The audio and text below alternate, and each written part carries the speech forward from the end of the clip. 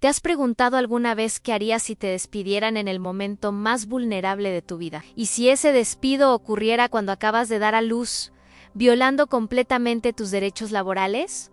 Esto fue exactamente lo que me pasó a mí. Estaba sosteniendo a mi bebé de apenas 2 meses cuando recibí ese correo electrónico que cambiaría mi vida para siempre. Lo que mis jefes no sabían es que yo no era el tipo de persona que se queda callada. No sabían que habían cometido el error más grande de sus vidas al meterse con una madre que estaba dispuesta a luchar no solo por su trabajo, sino por su dignidad. Quédate hasta el final para descubrir cómo pasé de llorar sobre mi carta de despido a tener las llaves del edificio donde antes trabajaba como empleada. Bienvenidos a Relatos del Despido, el canal donde compartimos historias reales de personas que transformaron la injusticia laboral en oportunidades de vida. Si es tu primera vez aquí, te invito a suscribirte ahora y activar las notificaciones para no perderte ninguna de nuestras inspiradoras historias de superación. Mi historia comienza como la de muchas madres trabajadoras, con ilusión, sacrificio y la creencia ingenua de que mi empresa valoraría mi dedicación de 5 años tanto como yo valoraba mi trabajo. Pero antes de sumergirnos en esta montaña rusa emocional, déjame advertirte algo. Esta no es una historia de venganza, aunque podría parecerlo. Es una historia sobre justicia, resiliencia y el poder que todos tenemos para transformar los peores momentos de nuestra vida en los cimientos de un futuro mejor. Todo comenzó hace 6 años, cuando entré por primera vez al imponente edificio de cristal de Inversiones Globales Martínez en pleno centro financiero de Madrid. Recuerdo haber mirado hacia arriba, contemplando los 20 pisos de oficinas relucientes, sintiéndome pequeña pero decidida. Con mi título recién obtenido en Administración de Empresas y 0 experiencia real, conseguir un puesto como asistente ejecutiva en una empresa de ese calibre parecía un milagro. Mi jefe directo era Ricardo Martínez, hijo del fundador y vicepresidente de operaciones,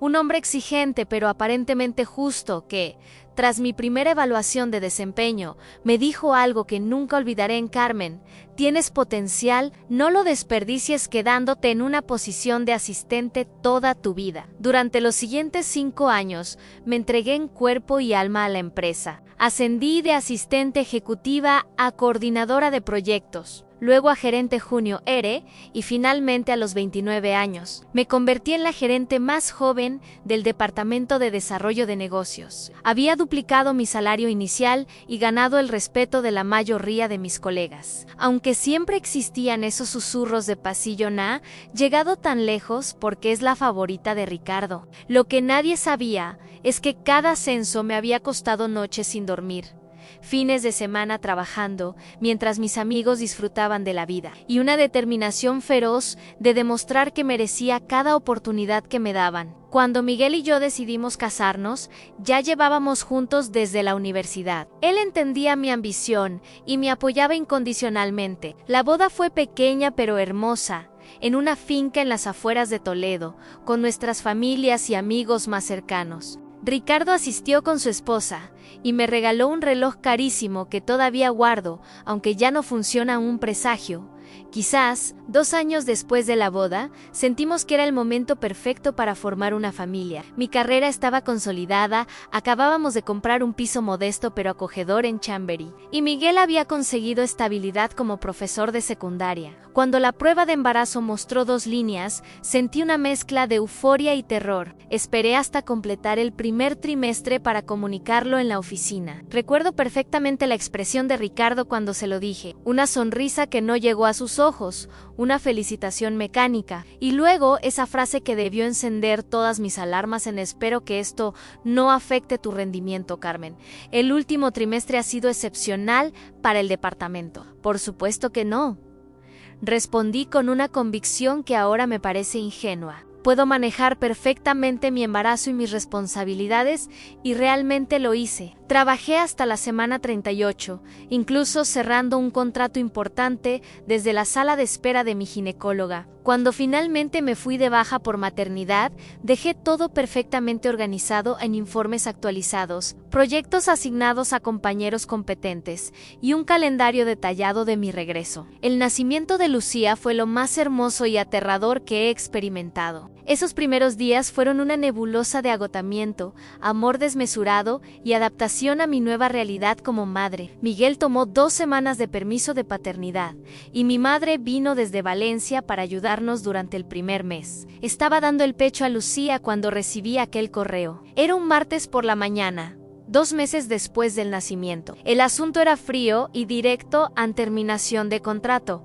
Confidencial, al principio pensé que era un error. Quizás un correo enviado por equivocación a mi bandeja de entrada. Pero ahí estaba mi nombre completo, mi número de empleada y un lenguaje legal que intentaba disfrazar lo evidente en mí. Estaban despidiendo mientras estaba protegida por mi baja maternal. El motivo oficial en reestructuración del departamento debido a necesidades operativas de la empresa. La realidad estaban eliminando mi puesto porque tenían miedo de que ser madre disminuyera mi dedicación a la empresa. Recuerdo que Lucía sintió mi angustia y comenzó a llorar. Mi madre entró a la habitación y me encontró temblando, con el teléfono en una mano y mi bebé en la otra. «Me han despedido, mamá», dije con un hilo de voz. Lo que siguió fueron días de conmoción y lágrimas. Miguel intentaba consolarme mientras yo oscilaba entre la incredulidad, la ira y un profundo sentimiento de traición. 5 años de lealtad absoluta terminaban con un correo electrónico mientras sostenía a mi hija recién nacida. Fue precisamente Miguel quien me dijo las palabras que necesitaba escuchar a Carmen. Esto no solo es injusto, es ilegal, y tú lo sabes mejor que nadie. Tenía razón. A pesar del aturdimiento emocional, la parte de mi cerebro que había estudiado derecho empresarial sabía perfectamente que mi despido violaba flagrantemente la ley. En España, despedir a una trabajadora durante su baja por maternidad está prohibido y es considerado nulo de pleno derecho. Cuando llamé a Recursos Humanos para pedir explicaciones, me atendió Marta, la directora del departamento, con quien siempre había tenido buena relación. Su voz sonaba incómoda mientras repetía el mismo guión corporativo. «Es una decisión estrictamente empresarial. Carmen, tu rendimiento siempre ha sido excelente, pero la empresa está atravesando cambios estructurales». «Marta, ambas sabemos que esto es ilegal», respondí con una calma que no sentía. «Estoy en plena baja por maternidad». Hubo un silencio al otro lado de la línea antes de que Marta murmurara algo sobre consultarlo con los abogados de la empresa y llamarme de vuelta. Nunca lo hizo. 3 días después, tras consultar con 2 abogados laboralistas, presenté una demanda por despido nulo contra Inversiones Globales Martínez. Mi abogada, Laura Esteves, una mujer de unos 50 años con una reputación formidable en casos de discriminación laboral, me miró fijamente y me dijo: «Tienen todas las de perder, Carmen, pero no será fácil. Estas empresas tienen recursos para alargar los procesos y desgastar a los demandantes». «Tengo todo el tiempo del mundo», respondí, mientras Lucía dormía plácidamente en su portabebés, y toda la razón. La primera oferta de conciliación llegó 2 semanas después. Querían pagarme 6 meses de indemnización si retiraba la demanda. Rechacé la oferta sin pestañear. La segunda oferta, 1 mes más tarde, ascendía a 1 año de salario. También la rechacé. Mientras tanto, mi vida se había convertido en un extraño equilibrio entre cuidar a mi bebé, asistir a reuniones con abogados y lidiar con el estrés de un proceso judicial. Los ahorros comenzaban a menguar, y aunque Miguel seguía trabajando, los gastos con un bebé se multiplicaban. Fue entonces cuando recibí una llamada inesperada de Teresa Gómez, una excompañera del departamento de finanzas. «Carmen, no debería estar diciéndote esto», susurró, como si temiera ser escuchada a pesar de estar hablando desde su casa. «Pero están preparando una defensa basada en supuestos errores tuyos en los últimos proyectos. Están manipulando informes, cambiando fechas. Mi sangre hirvió. Una cosa era despedirme ilegalmente, otra muy distinta era intentar manchar mi impecable historial profesional. «Gracias por decírmelo, Teresa. ¿Estarías dispuesta a testificar?». Hubo un largo silencio. «No puedo, Carmen, tengo hipoteca, y mi marido está en paro. No puedo arriesgar mi puesto». La entendí perfectamente. En su lugar, yo probablemente habría tomado la misma decisión antes de convertirme en madre. Pero ahora, con Lucía en mis brazos, había descubierto una fuerza que no sabía que poseía. El juicio se fijó para 8 meses después del despido. Durante ese tiempo, ocurrieron 2 cosas importantes.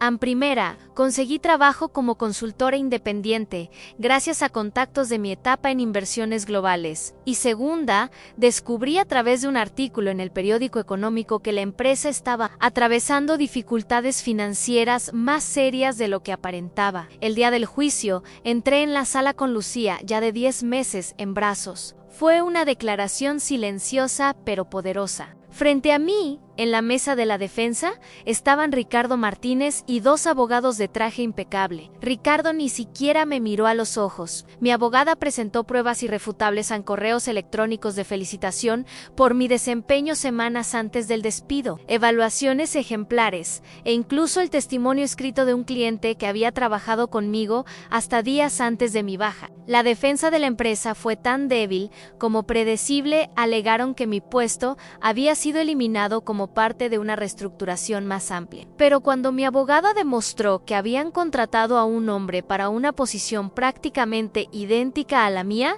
apenas 3 semanas después de mi despido, su argumento se desmoronó. El juez, un hombre de unos 60 años con mirada penetrante, dictó sentencia 2 semanas después en despido nulo. Inversiones Globales Martínez debía readmitirme en las mismas condiciones y pagarme todos los salarios desde la fecha del despido, más una indemnización por daños morales que ascendía a 50.000 euros. Recuerdo haber llorado de alivio cuando Laura me comunicó la noticia.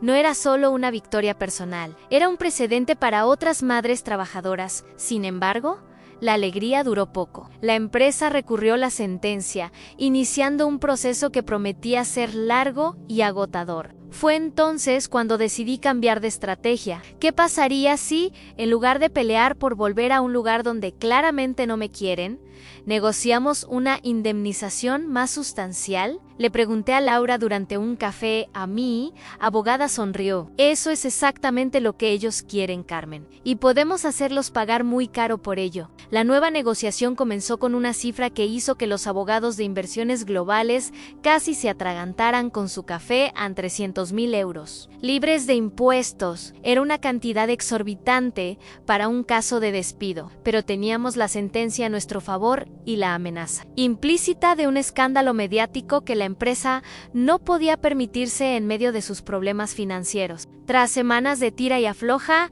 llegamos a un acuerdo en 240.000 euros y un acuerdo de confidencialidad que, irónicamente, estoy rompiendo al contar esta historia, aunque he cambiado nombres y detalles para protegerme. Firmé el acuerdo un viernes por la tarde. El lunes siguiente, el dinero estaba en mi cuenta. Y el martes, leí en la prensa económica que Inversiones Globales Martínez había puesto a la venta su edificio de oficinas debido a una reestructuración estratégica de activos. Lo que sucedió a continuación fue pura intuición. Llamé a un antiguo cliente que había entrado en el sector inmobiliario y le pregunté por el edificio. Su respuesta me dejó helada. No. La empresa estaba tan desesperada por liquidez que había tasado el inmueble muy por debajo de su valor real. Durante las siguientes semanas, me sumergí en un mundo que conocía solo tangencialmente en préstamos, hipotecas comerciales, inversores privados. Descubrí que con mi indemnización como entrada, un préstamo bancario y 3 inversores dispuestos a apostar por mí, podía presentar una oferta por el edificio a través de una sociedad recién constituida. Miguel pensó que había perdido la cabeza. Carmen, acabas de pasar por un infierno con esa empresa y ahora quieres comprar su edificio. ¿Con qué experiencia en gestión inmobiliaria? Con ninguna, admití, pero conozco ese edificio mejor que nadie. Sé exactamente cómo rentabilizarlo. Mi oferta inicial fue rechazada, como esperaba. Jalá, segunda también. Pero para cuando presenté la tercera oferta, la situación financiera de Inversiones Globales era tan precaria que no tuvieron más remedio que aceptarla. El día que firmamos la escritura de compraventa, Ricardo Martínez estaba presente, representando a la empresa vendedora. Su cara cuando me vio entrar a la notaría fue un poema de incredulidad y horror. «Tú», balbuceó, «¿tú eres la compradora?». Sonreí. extendiendo mi mano. Inversiones Futuro Sociedad Limitada, soy la directora general. Un placer volver a verte, Ricardo. Nunca olvidaré cómo le temblaba la mano cuando firmó los documentos, que transferían la propiedad del edificio donde una vez me despidió mientras cuidaba a mi bebé. Lo primero que hice como propietaria fue renovar completamente la planta baja para convertirla en una guardería de alta calidad para los hijos de los inquilinos del edificio. La inauguré cuando Lucía cumplió 2 años y la llamé Semillas de Futuro. Hoy, 4 años después de aquel despido, el edificio está completamente ocupado por empresas que valoran la conciliación familiar. Inversiones Globales Martínez quebró definitivamente hace 2 años. Y Ricardo Martínez, según me han contado, trabaja ahora para una pequeña empresa en Valencia. Mi historia podría haber terminado como la de tantas mujeres han, con una indemnización insuficiente y la lucha por reinsertarme en un mercado laboral que penaliza la maternidad.